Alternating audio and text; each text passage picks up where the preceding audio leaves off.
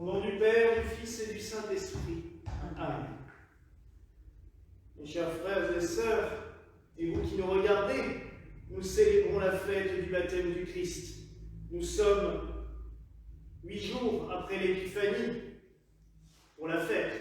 Chronologiquement, nous sommes 30 ans après, puisque le Christ a été baptisé, non pas comme nous en avons l'habitude, comme des petits-enfants, mais il a été baptisé par Jean dans le Jourdain à l'âge de 30 ans. On va dire en inauguration de sa vie publique. Une question déjà, pourquoi est-ce que le Christ a eu besoin de se faire baptiser? C'est vrai, on pourrait se dire, mais il est Dieu, quelle utilité? D'autant plus qu'à l'époque, Jean-Baptiste proclamait le baptême de pénitence. Pour lui, venir se plonger dans l'eau consistait tout simplement à demander à Dieu de nous laver de nos péchés et que nous puissions ressortir purs avec lui. Comme on pensait qu'il était arrivé aux Hébreux quand ils ont traversé la mer Rouge, on s'est dit ils ont été purifiés de leur vie passée. Pourquoi donc alors le Christ fait-il cela? Il y a 2 raisons. La première, pour nous montrer le chemin à suivre, encore une fois. En gros, il nous dit, si moi j'y vais, vous aussi vous pouvez y aller. N'hésitez pas. Faites-vous baptiser. Demandez à Dieu la purification. Il nous montre aussi le chemin parce que c'est par le baptême que plus tard les chrétiens, j'allais dire, se reconnaîtront. As-tu été plongé ou arrosé d'eau? As-tu été baptisé au nom du Père, du Fils et du Saint-Esprit? Le Seigneur dira même à ses disciples, allez baptiser au nom du Père, du Fils et du Saint-Esprit. Il va sanctifier cet acte pour en faire le premier de nos sacrements et sans aucun doute un des sacrements essentiels avec celui de l'Eucharistie. D'ailleurs, les frères protestants n'ont gardé que ces 2 sacrements. Pour toutes les autres choses, ce n'est plus considéré comme un sacrement chez eux. Là, personnellement, je suis moins d'accord, puisque les 7 sacrements ont une symbolique bien précise. Mais, pour montrer à quel point le sacrement du baptême et le sacrement de l'Eucharistie sont à un niveau extrêmement élevé. La deuxième raison, c'est que c'est par ce baptême que Dieu nous a manifesté la divinité du Christ. En effet, quand les mages sont venus, ils ont adoré celui qui pour eux était leur roi, leur Messie et leur Dieu, mais il n'y avait pas, j'allais dire, de confirmation divine. Ce phénomène était miraculeux parce qu'ils sont venus là, on ne sait pas d'où ils étaient sortis, mais il n'y avait pas de manifestation divine. Tandis que là, c'est Dieu lui-même qui se manifeste en disant « Celui-ci est mon fils bien-aimé ». Et c'est d'ailleurs pour cela que nos frères d'Orient, et dans les anciens rites gallicans, on appelait cette fête la théophanie. Phanie, c'est manifestation, théo, Dieu. Et en fin de compte, il y a une 3e raison, extrêmement importante. La réconciliation du Créateur avec sa créature, la nature humaine et toute la création terrestre. En effet, je vous l'ai déjà dit, on voit tout l'Ancien Testament une espèce de guerre permanente entre la créature et le Créateur. Il nous dit de ne pas faire les choses et nous on continue à le faire. Bande de têtus. Le Christ venant dans les eaux, et n'oublions pas que le Christ c'est le Verbe, comme nous dit Jean. Le Verbe s'est fait chair. La croyance de l'Église a toujours été celle-ci, c'est que la parole de Dieu, la parole créatrice, a pris notre nature. Le Créateur se fait créature.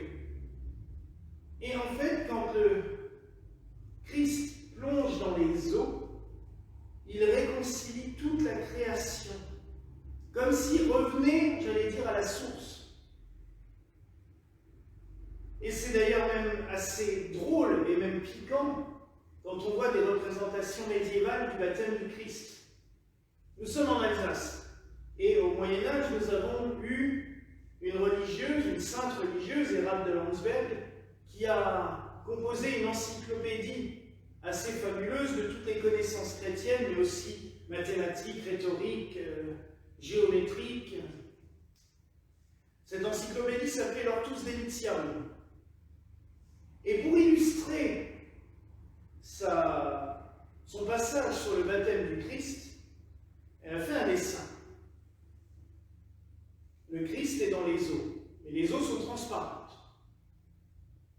Et en fait, elle a repris un thème pour ce dessin qu'on retrouve dans les anciennes icônes orientales. Et c'est assez particulier. Moi, sur le coup, je ne l'avais pas vu, c'est des paroissiens qui l'ont vu. Une fois où j'avais exposé cette icône, et maman aussi d'ailleurs, où j'avais exposé cette icône quand on célébrait encore à Belfissal. En fait, dans les eaux, on voit à travers les ondes que le Christ est représenté avec une virilité particulièrement démesurée. Alors j'ai cherché, j'ai dit, mais qu'est-ce qu'il leur a pris à ces pauvres religieuses d'aller représenter le sexe du Christ, et en plus dans une virilité assez costaud. Et en fait, c'est là que je me suis rendu compte qu'en Orient, c'était courant. Et cela symbolisait tout simplement le fait que Dieu, créateur qui a pris notre chair, revivifiait, refécondait toute la nature et toute la création. Par son baptême, toute la nature renaissait en Dieu. Et là, on comprend mieux. Mais c'était particulier, c'était surprenant. Après, quand vous entendrez dans quelques instants les prières de consécration des eaux du Jourdain, on se rend bien compte de la portée de cela. C'est vraiment pour revivifier toute la nature. Et chez nous en Occident, on bénit l'eau ici. Nos frères d'Orient, eux, ils vont la bénir dans la nature. Soit sur un lac gelé, soit dans les rivières.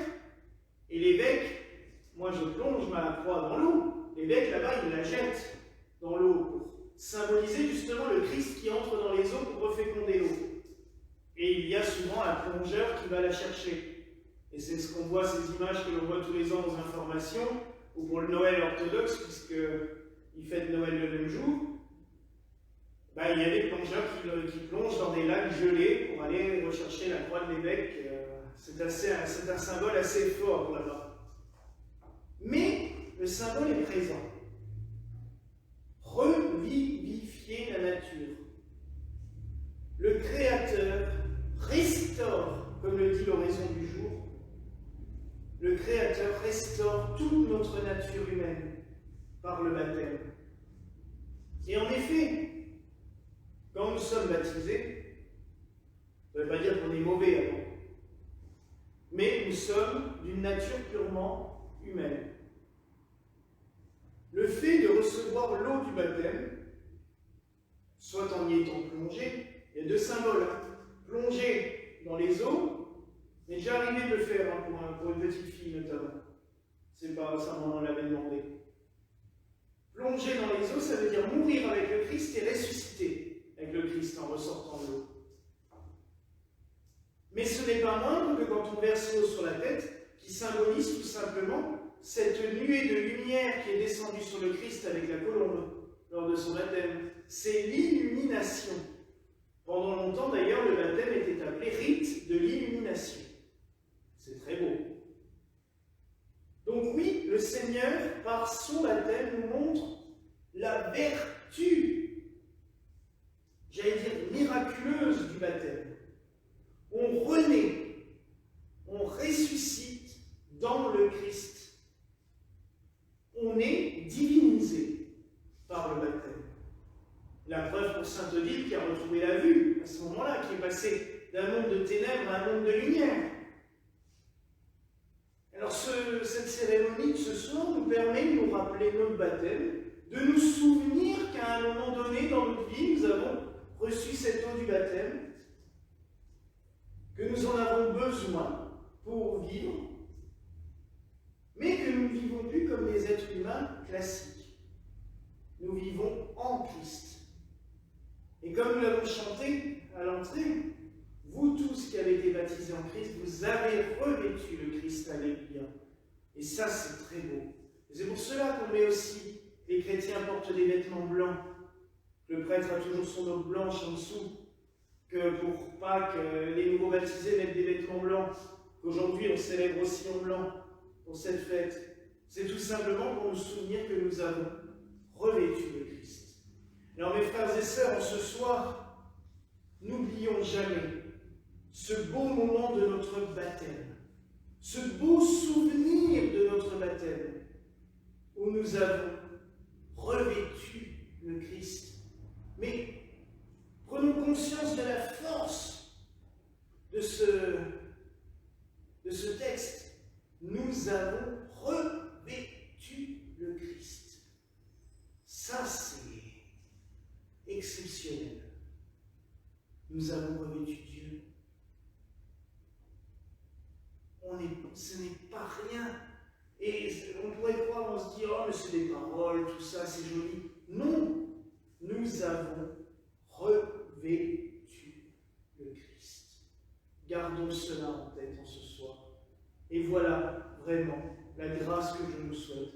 Au nom du Père, du Fils et du Saint-Esprit. Amen.